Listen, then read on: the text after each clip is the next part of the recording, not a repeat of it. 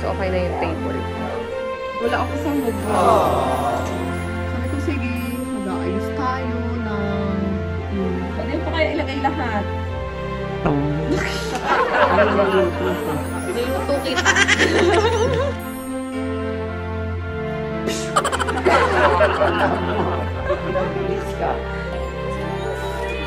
Wow!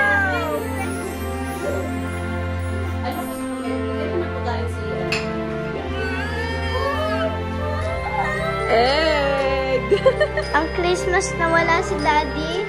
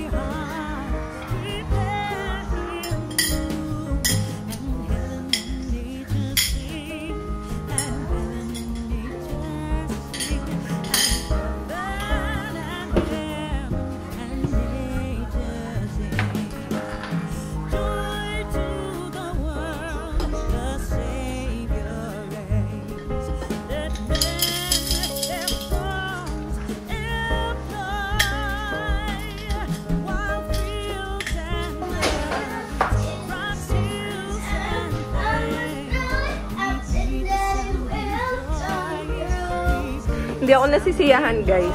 Kasi alanganin siya. Tanggalin na lang natin dyan. Huwag na natin ilaban ng ano, ang pa-flower vase natin. Dito na lang natin ilagay. Ayan. O kaya dito. Teka. Sunggalin ko to.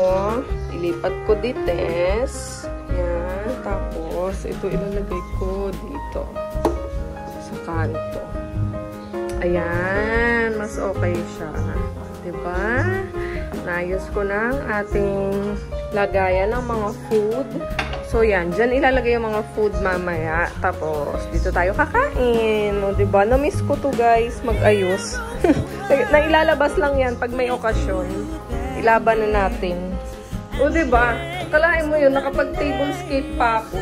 Nailaban pa natin yun. Actually, kasi wala dito si Mama. Nandun siya kay Mama Lisa. Kinuha ni Mama Lisa. Pinapunta niya doon sa kabila. Sabi niya doon daw tumambay kasi nagtitibang siya, nag-uusap-usap sila. So, habang wala pa si Mama dito, medyo maaga-aga pa rin naman. I feel so accomplished. So, ano na kami, bibis na kami ni Sky. Actually, si Cloudy gising na din eh. Nakatulog to kanina. Ay, tulog na naman pala. Tulog na naman siya. Okay lang yan. Para at least mamaya may energy siya.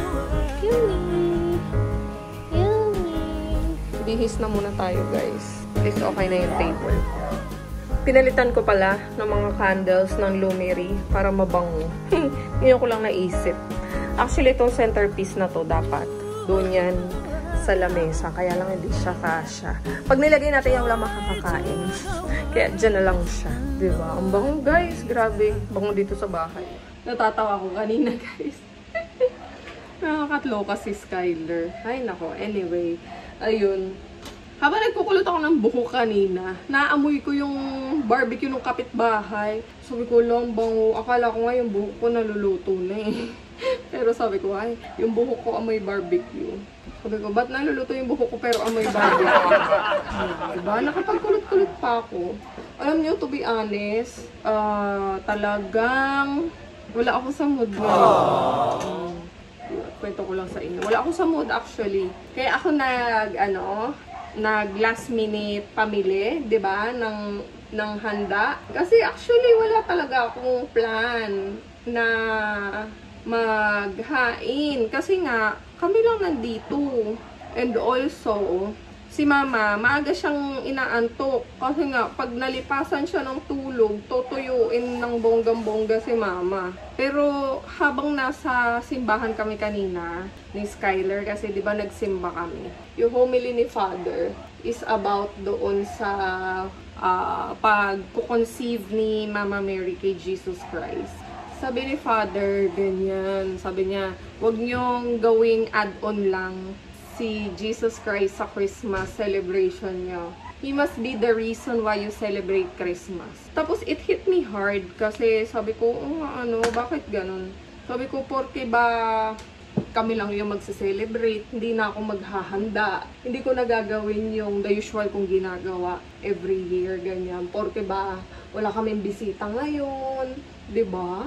Hindi na ba ako magluluto ng mga pagkain na mapagsasalu-saluhan namin? Wala na bang reason para mag-celebrate?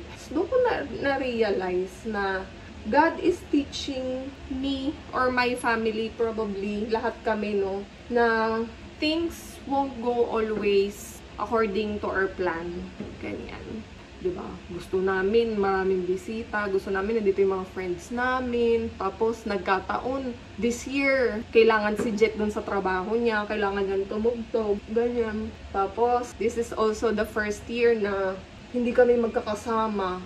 Diba? Doon din ako nalungkot actually. Na-realize ko kanina habang nag-aayos ako nung setup ko doon sa table ko. Na-realize ko na kaya pala ako walang gana kasi malungkot ako. I'm not excited because my husband is not here. You know, our family is not complete.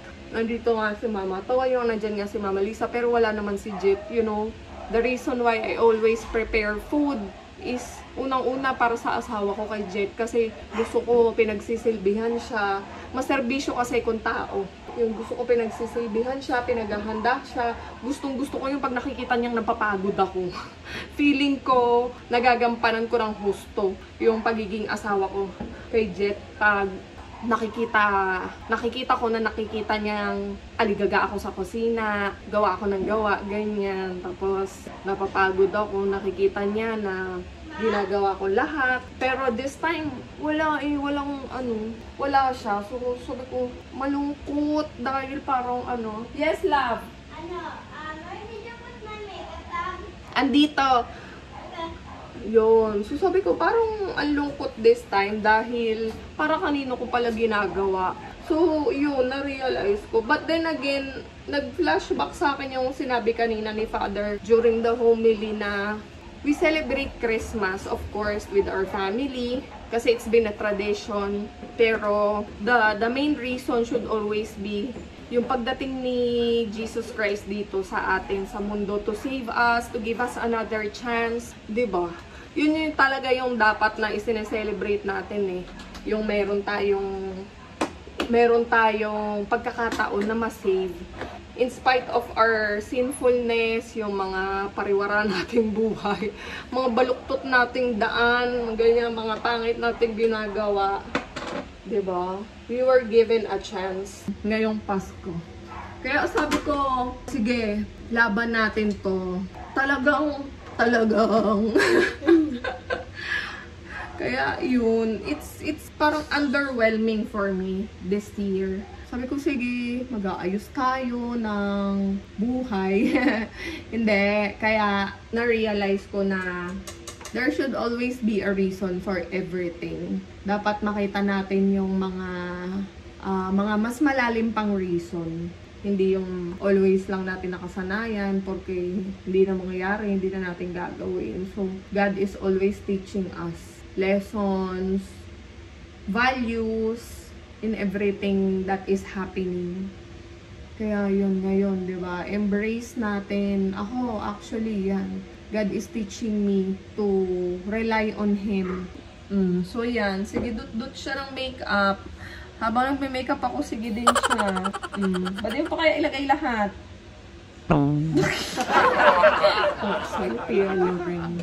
Uy, tama na yan. Gugutom na ako Mom, we're not even singing the Christmas yet, and we're not even celebrating the Christmas yet. Pasko na ba? No, it's just 11, and the 12th is just gonna be the 11. Gutom na ako. Uy, gutom na ako. Meron ako papakita sa'yo. Ano? Ayun o. Sino yun? Ano yan? Si Kabebang. Kabe. Ayan o.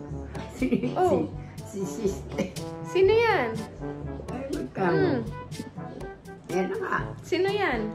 Ikaw. Batiin mo. Merry Christmas. Ha? Merry Christmas. Ayan. Pasko ngayon eh. Ngayon? Opo. Oh, Pasko, kaya nga tayo nagluto eh. nagluto. Ano niluto ito? Niluto kita.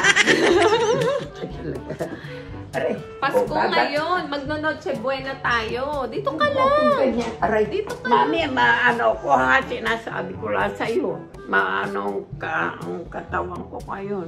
Maano? Ito. Aray ko. Sa bahay ng Ay, naku naman sinabi, ayoko nung ginaganyan eh. Mainit ang ulo. Ano ko. Ang sungit mo naman?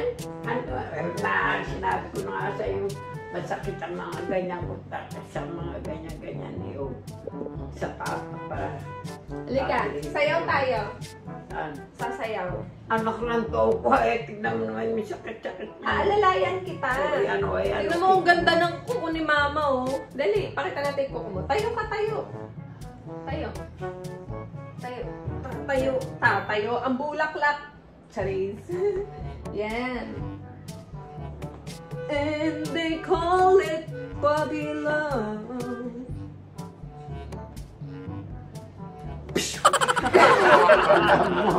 Bibilis ka. Bibilis ka ba sa akin? Putting gelatin. Tingnan mo yung kuko ni mama.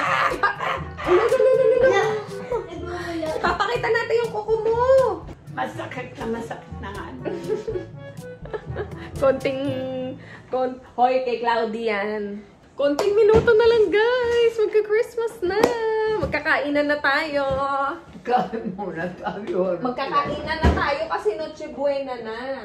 Noche Buena ng... Noche Buena. Hindi mo na Alam niyo po ano ang Noche Buena? Alam ko. Ano po? Lola, ganun ka. Ng ano. Ganun ka. Mamaya, hihiwain natin. Baka Ganun ka. mahulog yung kapatid mo. Nasa ano pa naman. Ganun ka. Nasaan? Ayan na. Lola, TV ganun ko. ka. Ganun ka. Ganun ka. Sa ipin mo. Isa. Eh, nandoon. Nasa bulsa. Kanina din Isa lang suot. Okay na Nasa dito Tatang niya. buong to. Andyan po, sa bulsa niya. Wala. Wala. Eh, di sinusot. Oh, ano yan? Ano yan? Ano yan? Ang sinabi ko, wala pa. Wala na ito. Asaan na yan sa iyo? Sabi ko. Gusto ko nawasan. Tanggalin ka? Tanggalin ko yung ipin ka? Ah, Tanggalin ko yung ipin ka? Gusto mo may bakal to? Lola, bakit ganun ka ka. nang may bakal? Lola, ganun ka. Ganun ka. Wala. Ganyan. Ala! Wow! Wow! Happy birthday! Para naman tayo naputol ng kuryente. Birthday to you! Wow! Thank you, Mama! Buksan na natin para tayo naputol ng kuryente. Happy birthday! Happy birthday! Wow!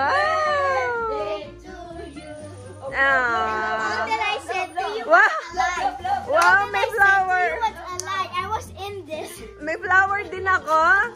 Thank you, Mama. Yay! May flower ako. Wish, wish, wish. Thank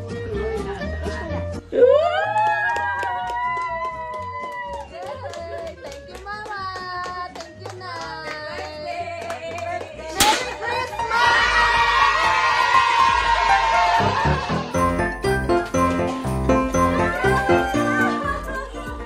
Kakulay ng flowers yung damit ni Mami.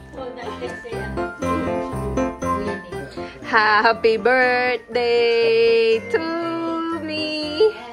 Happy birthday to me. Sobrang kompleto naman ni Narayos talaga. Kainan na. Ayun, oh. Ito gusto ko, oh. Ayan, oh. Calderets. Ito ang gusto. Kainan na. Taksil. Calderets. Wow. O, go. Kain na. Merry Christmas, Nay. Axel, Merry Christmas. Merry Christmas, Mother. Mama Toyang, Merry Christmas. Happy Christmas. Happy Christmas. Merry Christmas. Halika na, kain na tayo. Anong gusto mo? Gusto mo pansit o spaghetti?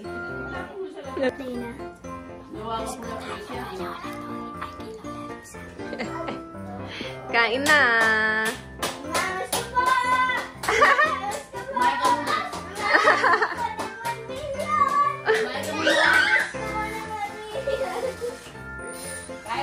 Cloudy.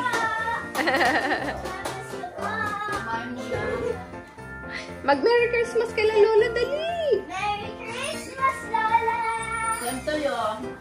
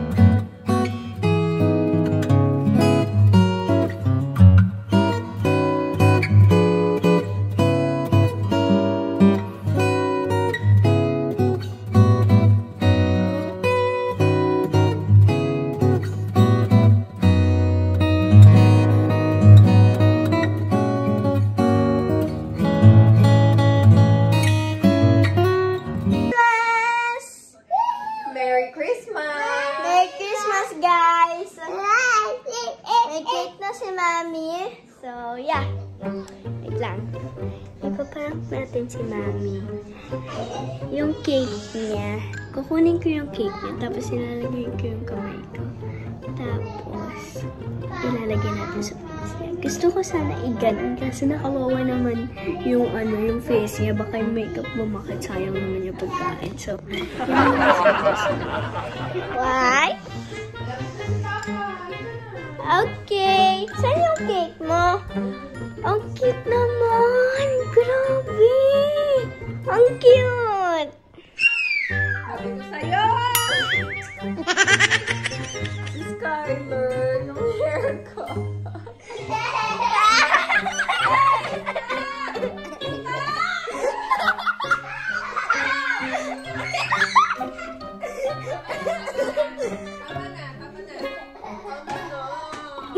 Wala. Ang dami ko na ate. Isa lang naman. Ama.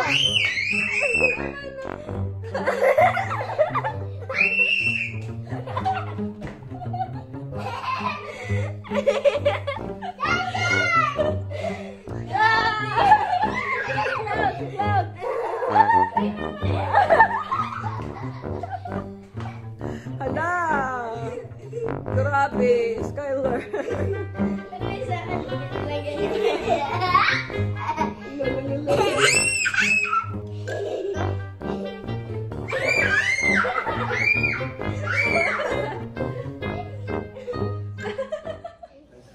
Christmas.